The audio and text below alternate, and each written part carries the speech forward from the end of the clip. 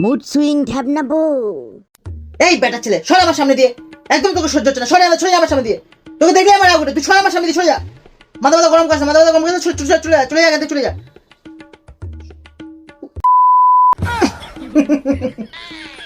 শোনা শোনা, চলো না আজকে কোথাও ঘুরতে যাই, আমি আর তুমি।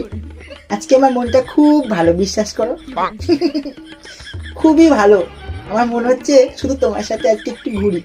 চলো চলো, আরে চলো চলো চলো না। চলো চলো।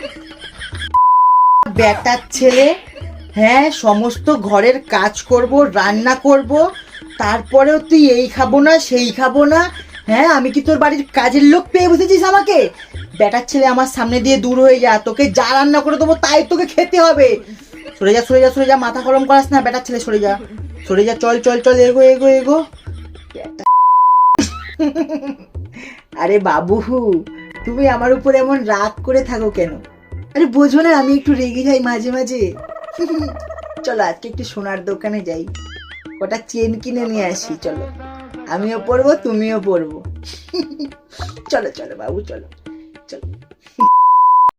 শালা বেটার ছেলে, আমাকে না বলে তুই জল খেয়েছিস?